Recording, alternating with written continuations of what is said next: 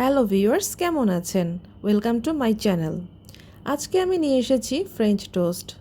না, আজকে কোনো মিষ্টি ফ্রেঞ্চ টোস্ট না, আজকে হবে একটু অন্যরকম ঝালঝাল নোনতা ফ্রেঞ্চ টোস্ট।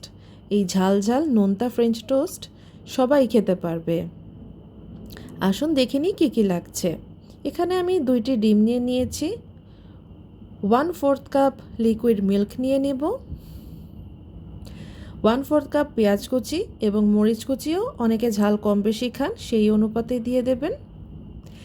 আর আমি এখানে হাফ চামচের মতন, হাফ টিস্পুনের মতন লবণ ইউজ করছি।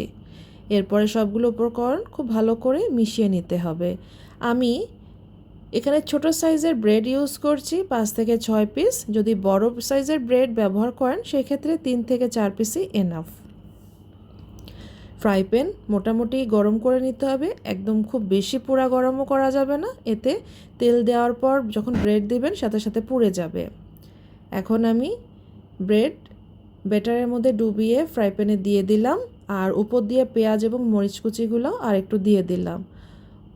উল্টে অপর যেই সাইড সেখানেও আমি সেমভাবে পেঁয়াজ আর মরিচ কুচি দিয়ে দিলাম, যাতে প্রতিটি বাইটের সাথে পেঁয়াজ এবং মরিচ কুচি কামড়ে পড়ে। এই যে এইভাবে করে ক্রিস্পি এবং ব্রাউন করে ভেজে নিতে হবে, বেশি যেন পুড়ে না যায় খেয়াল রাখতে হবে। এটি খুবই একটি হেলদি স্ন্যাক, সকালের নাস্তাই হোক আর বিকালের নাস্তাই হোক, যে কোনো ক্ষেত্রেই এটি খাওয়া যাবে। বাচ্চাদের স্কুলের টিফিনের জন্য বা অফিসে যদি লাঞ্চে নিয়ে যেতে চাই সেটিও খুব সুন্দর হবে। আপনি চাইলে এখানে বাটারও ব্যবহার করতে পারেন, বাট আমি এই মুহূর্তে বাটার ইউজ করছি না, আমি নর্মাল অয়েল, সাদা যে তেল সেটি ব্যবহার করছি।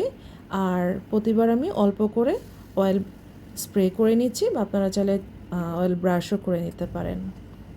এভাবে আমি সবগুলো ব্রেড ভেজে নিব। এই যে আমার সবগুলো ব্রেড ভাজা হয়ে গিয়েছে এবং খেতে খুবই মজাদার হয়েছে। আপনারা মিষ্টিটা না খেয়ে একবার এরকম ঝাল করে করে দেখবেন, খুবই ভালো লাগবে এবং নতুন ধরনের হবে। আমি জানি অনেকেই হয়তো বা এভাবে করে থাকেন, বাট যারা এভাবে করেননি তারা খেয়ে দেখবেন, খুব ভালো লাগবে।